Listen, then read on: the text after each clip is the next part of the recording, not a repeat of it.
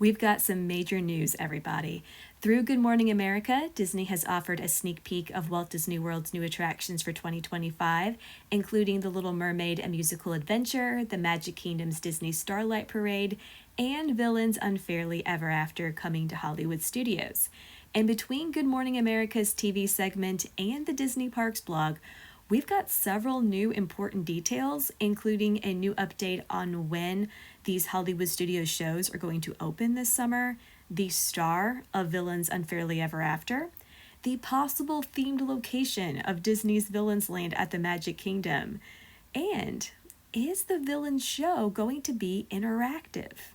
I was surprised by what I read and what I found, and I'm ready to get into it. But first, if you're a fan of the Disney Parks and Disney Cruise Line and you're looking for a different take on Disney Parks news and analysis, I would so appreciate if you would consider giving this video a like and subscribing to the channel.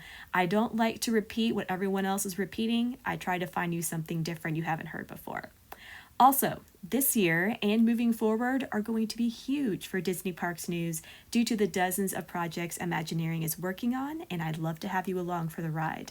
But with that being said, let's get started on today's reveals, beginning with Disney Starlight Dream the Night Away, a new nighttime parade coming to the Magic Kingdom.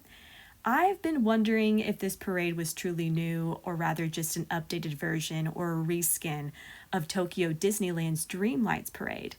But Disney is describing it as being all new, and today they offered us another new piece of concept art, and they explained how Starlight is going to draw inspiration from the Magic Kingdom's parade history and from classic Disney animated films. This definitely upped my anticipation for this parade, especially the tease of Easter eggs. Here's hoping they include something for Spectro Magic, which is my personal favorite nighttime Magic Kingdom parade.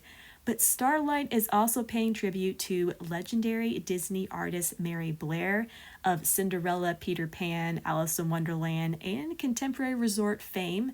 The new Princess Float concept art they revealed is intended to evoke her Cinderella concept art, as you can see here.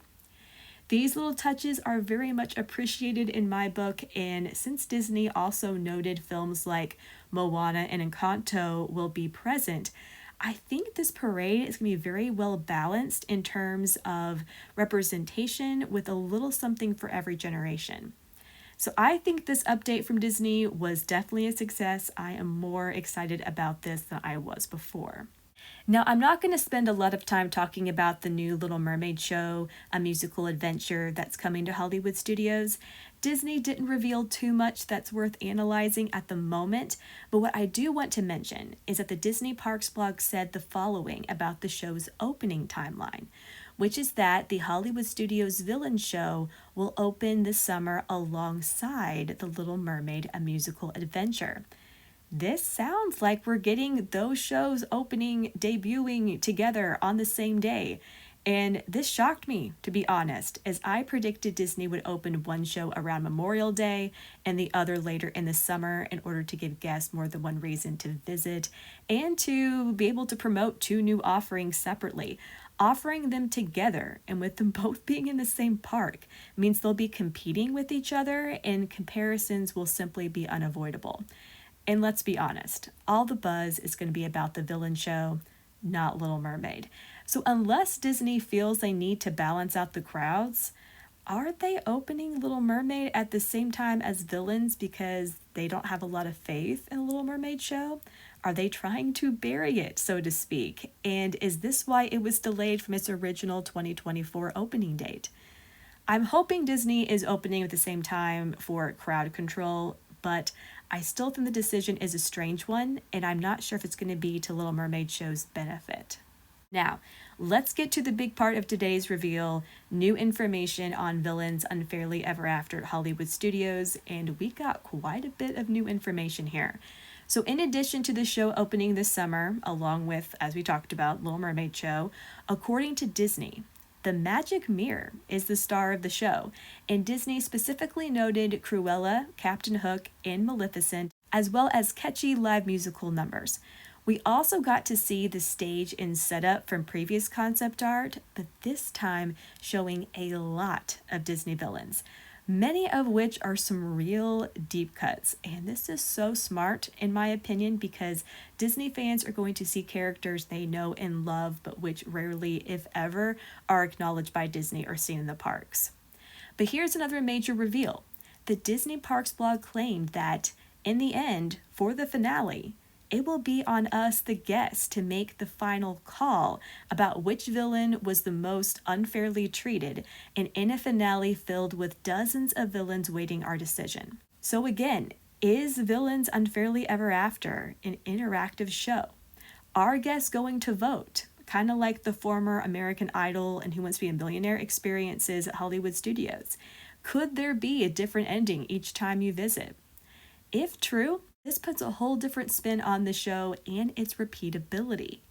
But here's one more little bit of news that I think could, and I emphasize could, be key to Villains Land coming to the Magic Kingdom. The Disney Parks blog said the villains would be waiting for our decision from within the mirror's realm.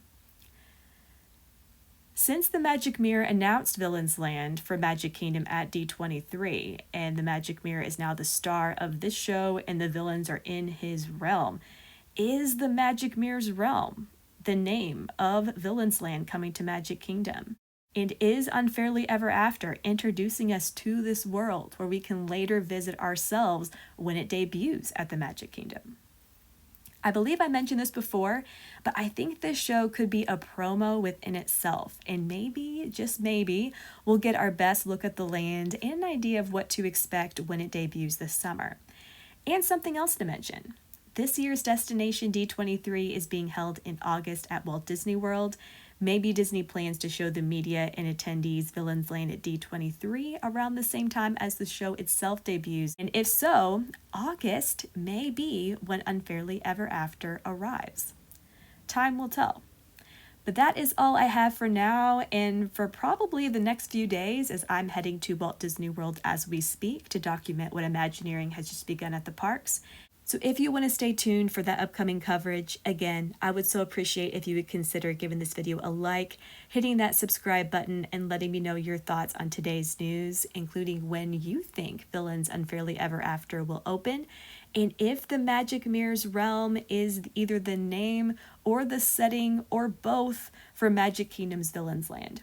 But in the meantime, I so appreciate you taking the time to watch, and I hope you have a magical day.